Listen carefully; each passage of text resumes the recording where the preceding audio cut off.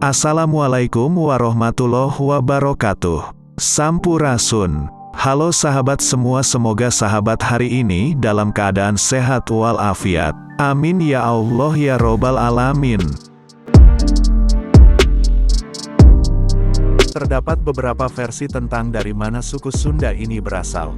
Versi pertama mengatakan, suku Sunda adalah sekelompok atau etnis yang berasal dari sebelah barat Pulau Jawa, Indonesia, dengan istilah Tatar Pasundan yang mencakup wilayah Provinsi Jawa Barat dan Banten, Lampung dan sebagian wilayah barat dari Jawa Tengah, Banyumas, Cilacap.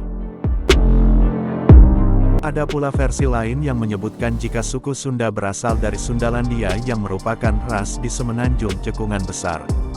Cekungan tersebut kini membentuk Selat Malaka, Laut Jawa, serta Selat Jawa. Namun versi lain mengatakan, asal-usul suku Sunda bermula dari keturunan bangsa Austronesia atau ras Mongolit. Ras ini berasal dari Taiwan dan Hawaii. Nenek moyang mereka kemudian melakukan migrasi menuju Filipina hingga sampai di Pulau Jawa. Peristiwa ini terjadi sekitar 1500 tahun sebelum Masehi. Nama Sunda sendiri berasal dari bahasa Sanskerta. Awalnya dari kata Sun atau Suda yang berarti putih berkilau terang dan bersinar, sedang dalam bahasa Bali dan Jawa kuno Sunda berarti juga suci, murni, tak tercela, tak ternoda atau bersih. Suku Sunda tidak seperti suku kebanyakan lainnya. Suku Sunda tidak memiliki tentang penciptanya atau kepercayaan yang menjelaskan asal mula suku ini.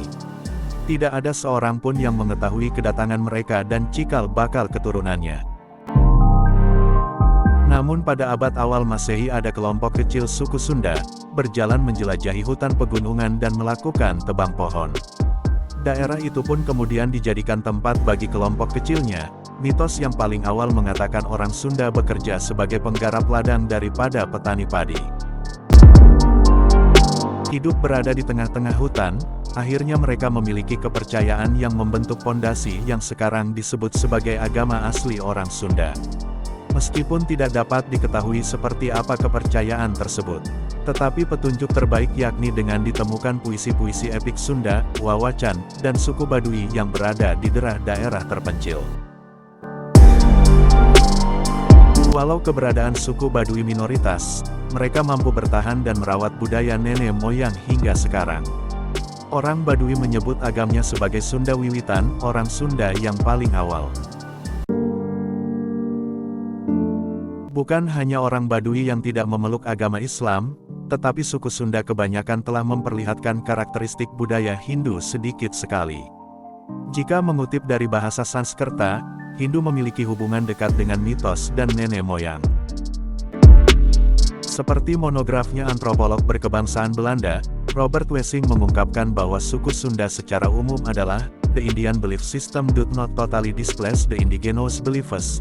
Even at the court centers, sistem kepercayaan India tidak sepenuhnya menggantikan kepercayaan adat, bahkan di pusat pengadilan. Berdasarkan pada sistem kepercayaan, agama suku Baduy memiliki sifat animistik atau roh. Kepercayaan ini menjadi dasar orang Baduy untuk menciptakan masyarakat yang madani. Mereka hidup layaknya manusia biasa tetapi memiliki prinsip tidak membuat kerusuhan terhadap manusia dan sumber daya alam. Mereka meyakini setiap pohon, sungai, batu besar dan sebagainya terdapat roh halus. Jika mereka tidak mengganggu, maka roh halus akan membantu dengan tidak pernah terjadi bencana alam. Tetapi jika alam tersebut diganggu, maka roh-roh halus murka dan bisa saja menciptakan bencana besar. Tidak seperti masa Jawa kuno, keberadaan benda peninggalan dan naskah-naskah kuno yang tidak banyak ditemukan dalam masa Sunda kuno. Dalam karya sastra Jawa kuno, penyebutan bangunan suci sering dijumpai walaupun tidak memiliki deskripsi lengkap, akan tetapi dalam naskah Sunda ditemukan hanya skala kecil saja. Seperti data arkeologi dalam bangunan suci pada masa kerajaan Sunda. Penyebutan masyarakat Sunda kuno sebenarnya memiliki tempat suci yang digunakan sebagai menyembah para dewa dan para agamawan yang menarik diri dari dunia keramaian atau wiku. Sedangkan dalam beragama, mereka seperti orang Jawa yakni memeluk agama Hindu-Buddha. Sasakala muncul dalam kitab Bujangga Manik menjelaskan perjalanan sang pendeta Sunda keliling Pulau Jawa pada akhir abad ke-15 Masehi. Di Arega Jati atau Gunung Jati, disebutkan terdapat petirtaan Jalatundra sebagai monumen peringatan Sasakala Siliwangi. Dalam Sunda kuno terdapat juga istilah kabuyutan yang berarti tempat atau bangunan suci sebagai tempat persemayaman para nenek moyang. Naskah lain, Bujangga Manik memberikan fakta lain mengenai bangunan suci yang terdapat di Sunda kuno. Sekarang dinamakan Gunung Gede, terdapat kabuyutan yang dipuja dan menjadi tempat keramat bagi masyarakat Sunda. Letak Gunung Gede di wilayah Kabupaten Cianjur dan Sukabumi. Di sana telah ditemukan bahwa Kerajaan Pakuan pada abad ke-15 terdapat kabuyutan yang menjadi pusat kabuyutan kerajaan. Sumber lain menjelaskan Sunda kuno adalah prasasti Kabentenan. Dengan jelas menyebutkan adanya wilayah beragama yang diresmikan oleh Raja Sunda, Jayadewata atau Sri Baduga Maharaja berkedudukan di Pakuan Pajajaran.